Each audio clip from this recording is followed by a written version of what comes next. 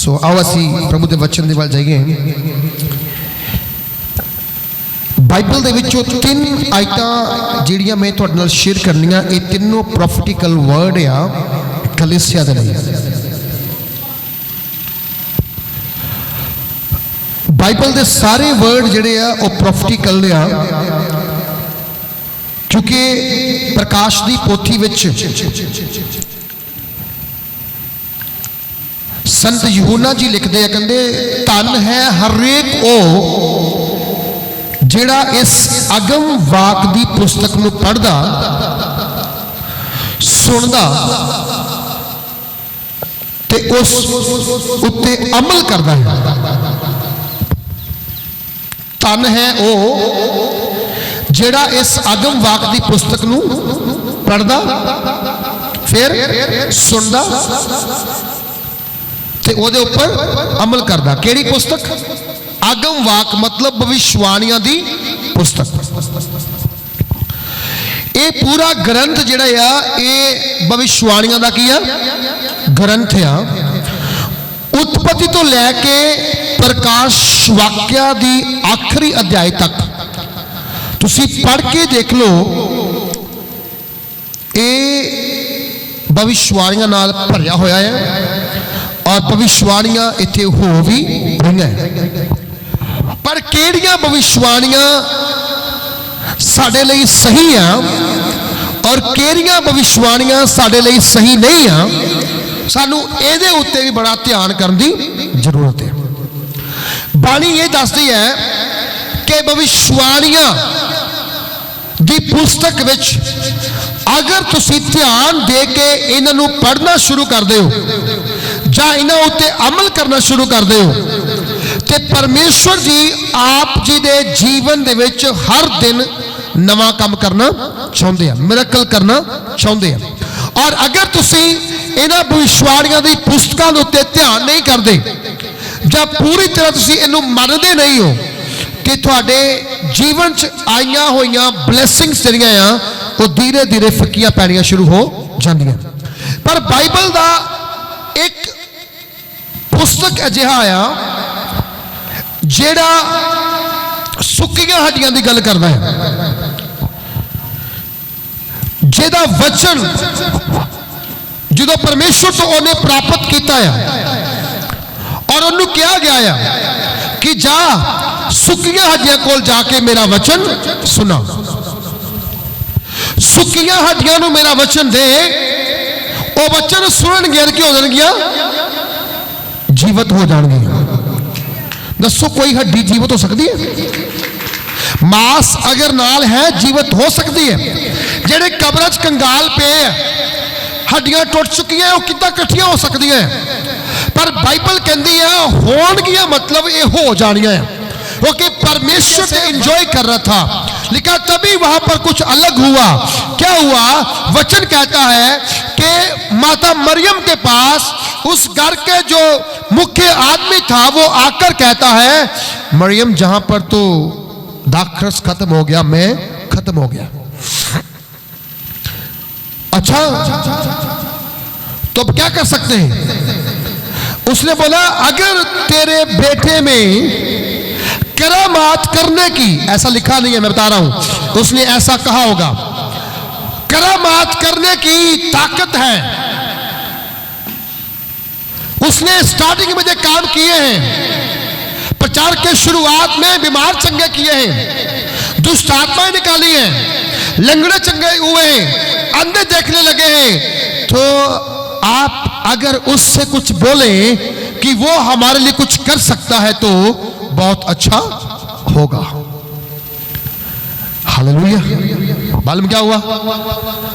माता मरियम धीरे धीरे धीरे चल के जाके आ गई, प्रभु यीशु के पास जाती है और क्या कहती, बेटा यीशु देख इस घर में दाखरस खत्म हो गया है, जनेती बैठे हैं, बराती बैठे हुए हैं, सब लोग खा पी रहे थे, एकदम से दाखरस खत्म हो गया, बाकी सब कुछ है, कुछ कर, कुछ कर। वहां लिखा हुआ है प्रभु यीशु ने क्या बोला? माता तुझे और मुझे क्या, अभी मेरा समय हालेलुया। प्रभु हर काम करते हैं, लेकिन करते अपने टाइम पर हैं, अपने समय पर हैं। जब तक प्रभु का समय ठीक टाइम नहीं आया, वो अपने काम पहले नहीं कर सकता। इसी दौरान जब माता मरियम वहां से वापस आने लगी, तो वचन कहता है तभी एक चीज माता मरियम ने 12 चेलों को बोली। सुनो मेरी बात ध्यान से बच्चों। हाँ जी, क्या करना है जी? जो तुम्हें मेरा बेटा यीशु कहेगा तुम्हें वही करना है। जो तुम्हें मेरा बेटा यीशु कहेगा तुम्हें वही। इसका मतलब क्या? जिस घर में शादी थी उसका विश्वास किस पे था? प्रभु यीशु मसीह पर वो डायरेक्ट बात नहीं कर पाया। उसने माता मरियम को कहा।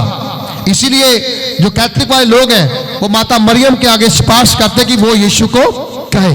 अब माता मरियम ने क्या कहा? सीधा प्रभु यीशु के पास जाकर के बोला मिरेकल कर, चमत्कार कर। लेकिन सुने, उसके आगे जाकर के प्रभु यीशु मसीह ने किसी की बात सुनी नहीं। जिसके घर में गया वहीं पर चंगाई हो गई। वो जहां गया वहां मिरेकल हो गया। वो जहां भी गया छुटकारा वहां पर आ गया। दुष्ट आत्माएं थर थर कांपने लगी, बीमार चंगे होने लगे, मुर्दा जिंदा होने लगे। और इसी जगह पर जिस वचन की बात मैं आज आपसे करने वाला हूं, वो नबी को क्या बोला गया? सूखी हड्डियों को प्रचार कर। हालेलुया। क्या कर? सूखी हड्डियों को क्या कर? क्या है सूखी हड्डियां? सूखी हड्डियां वो नहीं जो कवर में है।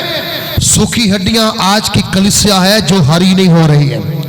सूखी हड्डियां कलीसिया इसलिए हो गई है क्योंकि कलीसिया शिक्षा पर नहीं खड़ी है। वो चमत्कार के पीछे है, वो नमस्कार के पीछे है, वो भविष्यवाणियों के पीछे है। वो चाहते कि जो मुझे चाहिए वो सब मिल जाए। लेकिन आपको मालूम, प्रभु यीशु मसीह ने मत्ती 6:33 में जो बात कही है, तुम पहले मेरे पीछे हो ले, मेरे धर्म और राज की खोज कर, तुझे सारी वस्तुएं तुम्हें दी।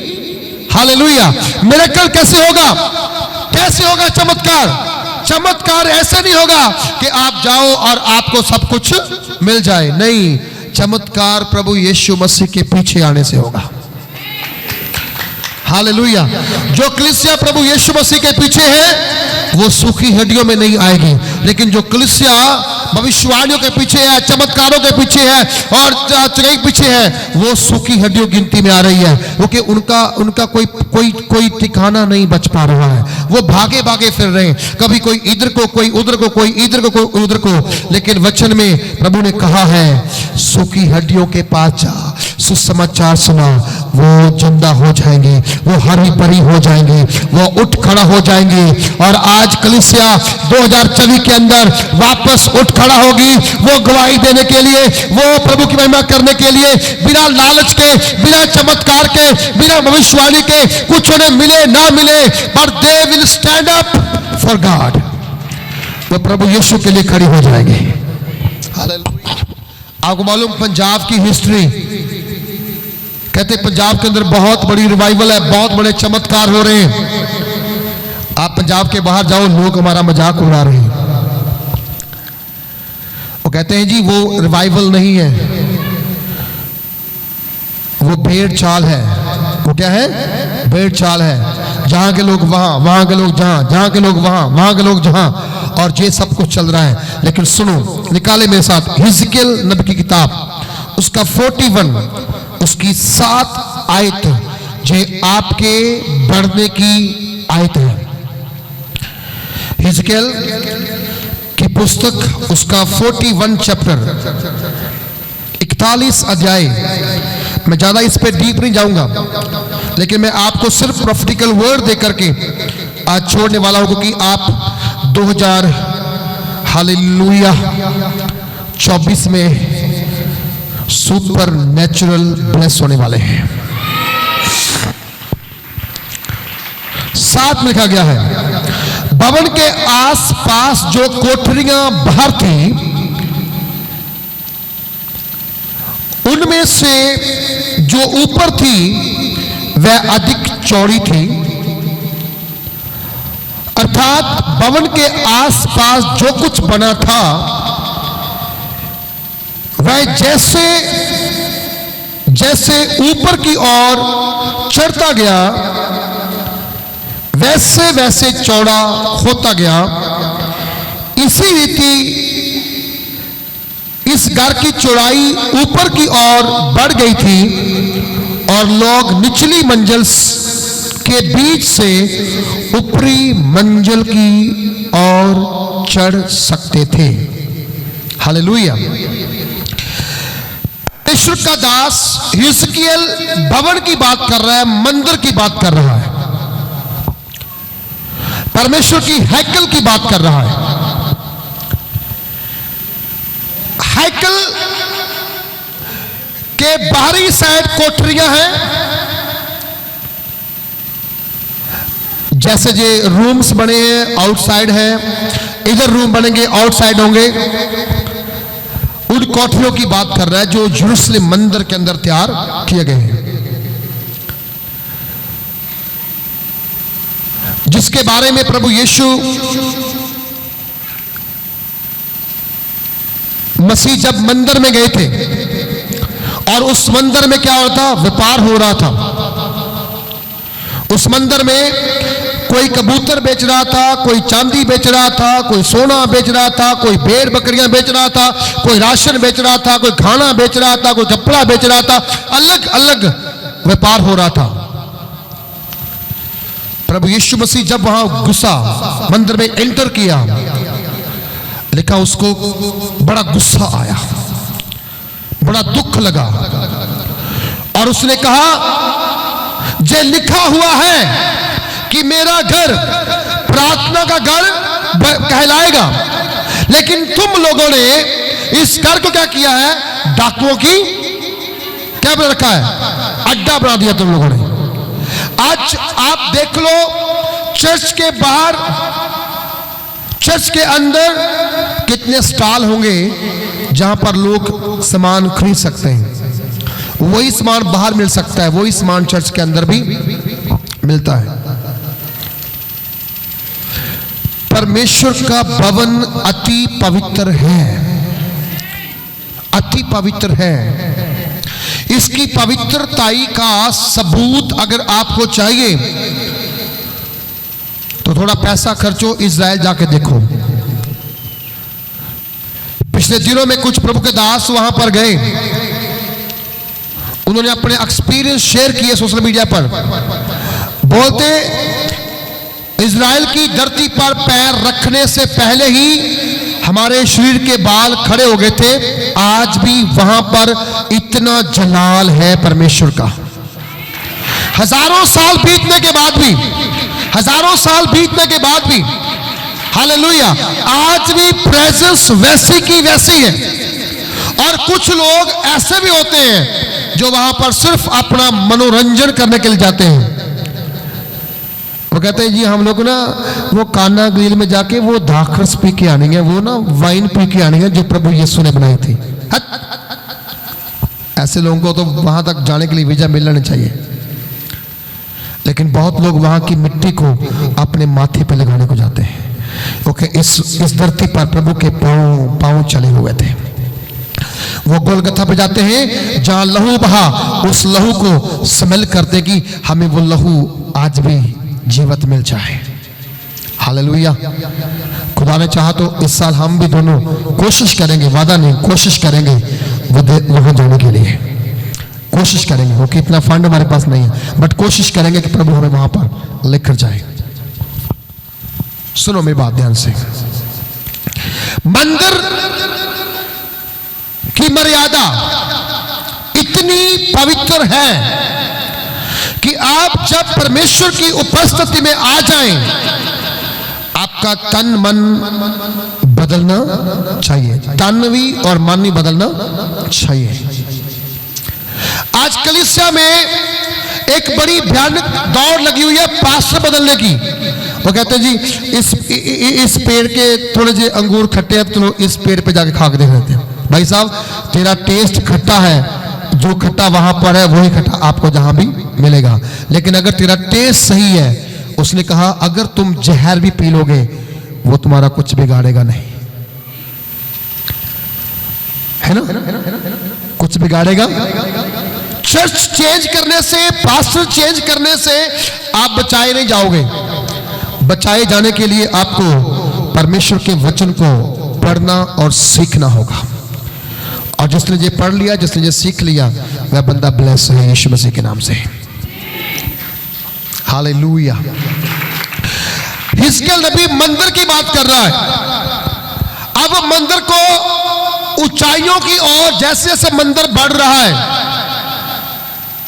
उसकी कोठरियां, बाहर की अंदर की कोठरियां जब एक मंजिल से दूसरी मंजिल की ओर उसारी जा रही है, उसी के बीच में परमेश्वर वहां पर काम करने वाले, वहां दान देने वाले, वहां पर लक्कड़ लेके आने वाले, सोना लेके आने वाले, ईंट लेके आने वाले, चांदी लेके आने वाले, संगमर के पत्थर लेके आने वाले, और बेर की लकड़ी लेके आने वाले सारे बंदों की बात कर रहा है कि जैसे जैसे मंदिर की कोठरियों की मंजिल ऊपर जाएगी, 7 के अंतिम लाइन में लिखा गया है, कहता है इसी रीति से इस घर की चौड़ाई ऊपर की ओर बढ़ गई थी और लोग निचली मंजिल से के बीच से होकर के ऊपरली मंजिल की ओर बढ़ रहे थे। इसका मतलब है परमेश्वर 2024 में आपको अपने लेवल से उठाकर ऊपरले लेवल पे लेके जाने वाला है।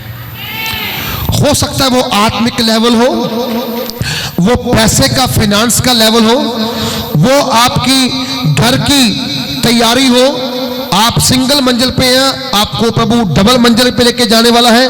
आपके बच्चे विदेश में हैं, संघर्ष कर रहे हैं, संघर्ष ओवर होने वाला हो और वो वहां ब्लेस होने वाले हो सकता है कि आप तक वो चीजें नहीं ले पाए जो वो लेना चाहते थे, परमेश्वर लेके देने वाला है। क्योंकि बाइबल कहती है अगर आप परमेश्वर के साथ ईमानदार, वफादार होंगे, जाजा चर्च की कलीसिया 2024 में ऊपरली मंजिल की ओर बढ़ना शुरू करेगी। हालेलुया। ये आपके लिए ब्लेस्ड वर्ड है मेरी ओर से। हालेलुया। मेरा चर्च इस समय सबसे ब्लेस्ड चर्च है। ये मत सोचना कि गिनती कम है, कोई बात नहीं, इतनी भी कम नहीं है, इतनी भी कम नहीं है। बोलो हालेलुया। क्रिसमस पे लोग बाहर से थोड़ी थे, अपने ही थे। हालेलुया। और पुर्तगाल से फोन आया कि पास्टर जी को, बोलते पास्टर मट्टू के पास लोग कहां से इतने आगे थे? उन्होंने बोला जी वो उनके अपने लोग थे। नहीं यार, संडे में तो थोड़े कम होते हैं। तो उसने बोला फिर संडे के दिन सब डड्डू नहीं आते ना, वो मछलियां आती हैं, जाल में होती हैं। तो वो तो मछलियां तो हर समय ही क्या होती हैं, समंदर में जहां से वहां घूमती, डड्डू बारिश पड़ने पर निकलते हैं और बारिश मांगने के लिए। बहुत सारे फैमिलियां ऐसी हैं जो घर में 5 लोग हैं, आते 1 लोग हैं, आते 2 लोग हैं। अगर 5 के 5 सारे के जहां पर आएंगे